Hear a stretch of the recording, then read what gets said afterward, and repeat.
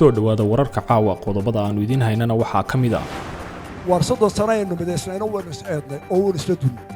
30 sano aynu kala maqnayno annagu badamayaanaan gaadheen nabad iyo horumar iyo dawlad isbaan ku jirtaa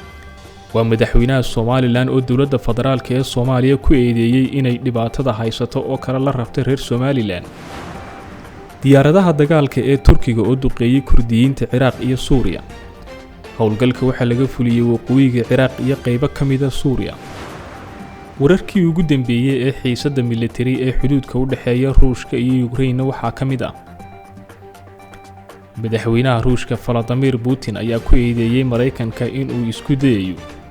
inuu dalkiisa u horseedo dagaal ka dhaca Ukraine dawladda Imaaraadka oo aqbashay raaligelintii uu siiyay bil ka hor ra'iisul wasaaraha Soomaaliya ra'iisul wasaaraha ayaa magaalada Abu Dhabi kula kulmay hay'adda bisha cas ee Imaaraadka Carabta iyo hay'adaha samafalka ee dalkaasi oo uu kala hadlay sidii ay gargaar degdeg ah ula soo gaari lahaayeen shacabka Soomaaliyeed ee abaartu saameysay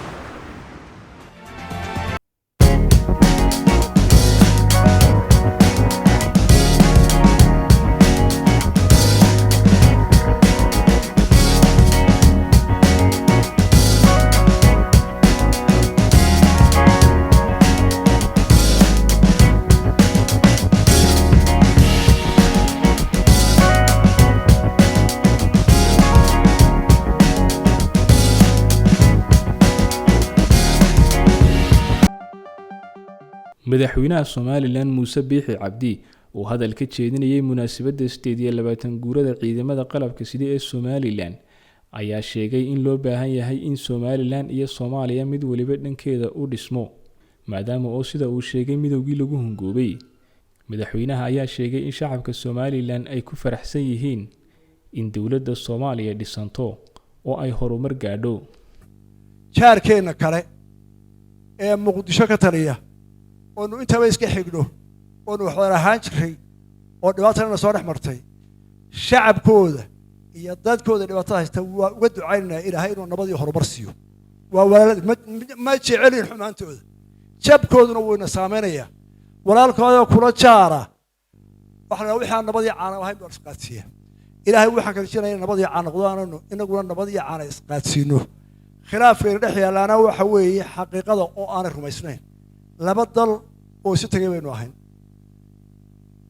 wixii aan ku midano weyn isku afgarowno weyn ku dunnay dhibaato ayna gaadhay maanta inaga ugu lidana geeska Afrika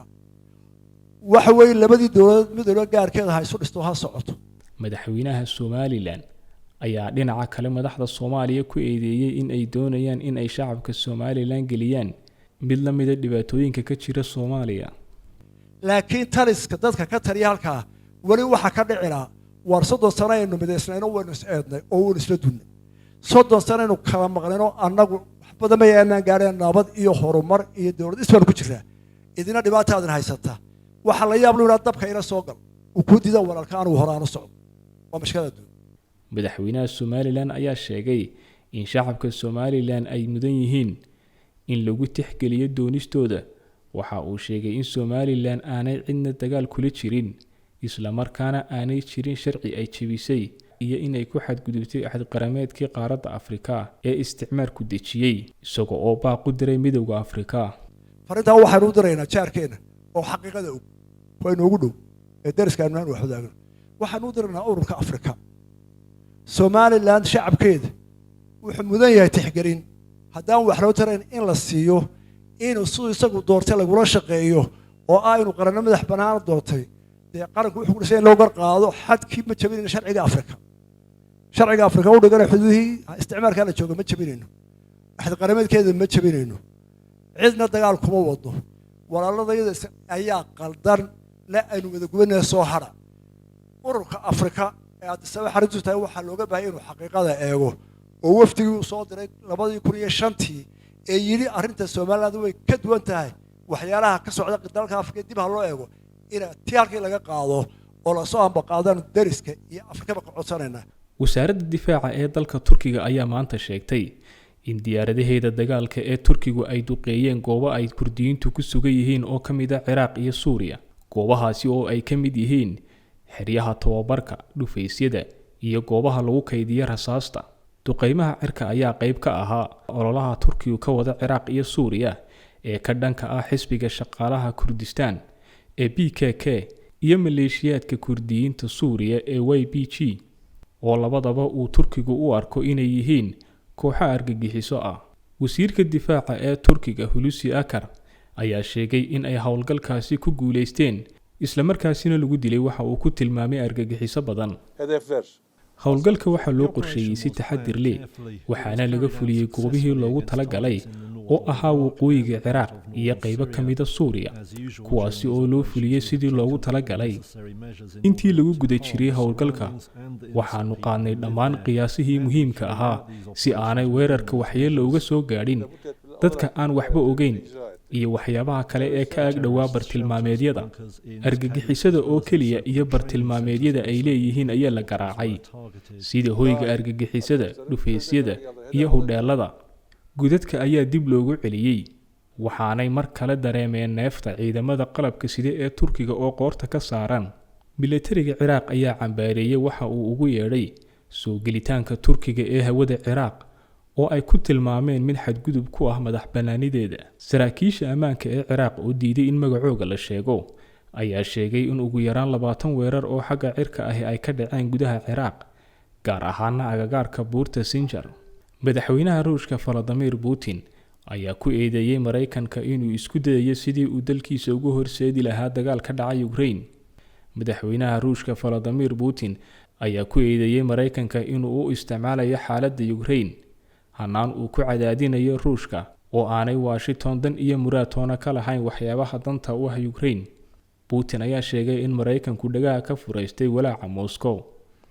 waxaanu madaxweynaha Ruushku aad uga soo horjeestay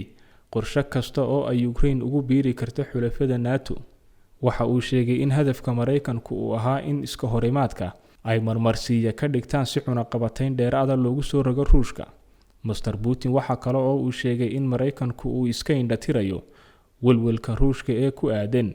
isballaarinta militariga reer galbeedka NATO ee qaaradda Yurub. Mareykanka iyo xulafadiisa ayaa ku eedeeyay Ruushka inuu qorsheynayo inuu duulaan ku qaado dalka Ukraine, taasoo uu Ruushku marar badan beeniyay. salaasadii xogayaha arrimaha dibadda ee Mareykanka Antony Blinken ayaa bartiisa Twitter-ka ku soo qoray in Mareykanka ay ka go'an tahay in uu ka hortago khilaaf aan cidna dani ugu jirin. dhanka kale wargeyska Isbaanishka ah ee El País ayaa soo saaray wax uu ku sheegay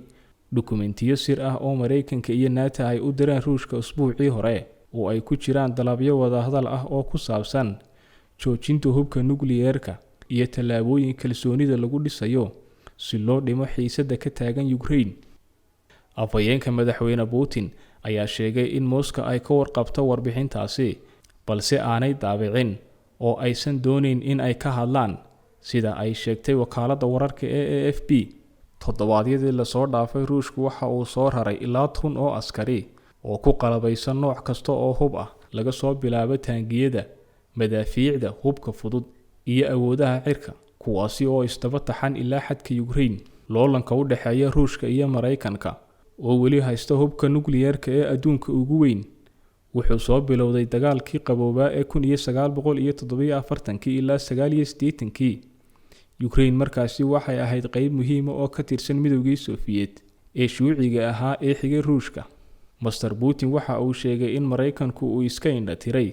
walaaca Moscow ee ay kaga jawaabayeen talabaadka Ruushka ee damaanad qaadka ammaanka dalkiisa oo ay ku jirta xanibaadda isbahaysiga NATO ee bariga dhexe. waxa uu soo jeediyay in haddii Ukraine la siiyo rabitaankeeda ku biirista NATO ay u jiidi karto xubnaha kale dagaal ay la gasho Ruushka. bal qiyaas in Ukraine ay xubin ka tahay NATO waxa bilaabmaya howlgal military si loo soo ceshado Crimea, ayuu yidhi hogaamiyaha Ruushka Vladimir Putin. dhanka kale Mareykanku waxa uu ku adkeysanayaa in ay si buuxda uga go'an tahay wadahadal. Mr. Blinken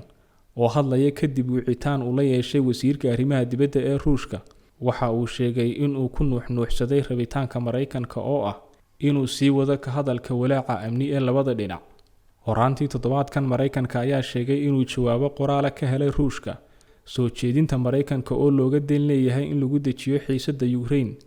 balse saacada kadib wasiirku xigeenka arrimaha dibadda ee Ruushka ayaa sheegay intaasi aanay jirin. ilo xogagaala ayaa wakaaladda wararka ee RIA u sheegay in ay weli diyaarinayaan jawaab celin, sida laga soo xigtay dukumentiyada uu daabacay wargeyska El País ee ka soo baxa Isbaanishka. Soo jeedinta Maraykanku waxay ahayd ballanqaadyo isdhaafsi ah oo ay sameeyeen Maraykanka iyo Ruushka labaduba si looga fogaado in la geeyo quwadaha gantaalada dhulka iyo ciidamada joogtada ah ee howlgalka dhulka Ukraine. Waxa ka mid ahaa ballanqaadka in la qabto wada hadal ku saabsan dhimista hubka nukliyeerka iyo gantaalada ridada dheer, iyada oo shuruud looga dhigay in Ruushku uu yareeyo khatarta uu ku hayo Ukraine. Maraykanku waxa uu sidoo kale soo jeediyey hab daahfurnaan ah si wax looga qabto welwelka Ruushka ee gantaalada Maraykanka ee Yurub. Maraykanka ayaa soo jeediyey in Ruushku uu xaqiijin karo in aysan jirin wax gantaalo ah oo laga soo riday saldhigyada NATO ee Romania iyo Bulgaria, taa beddelkeedana uu Maraykanku sidaasi oo kale ku sameeyo labada saldhig ee Ruushku uu doonayo.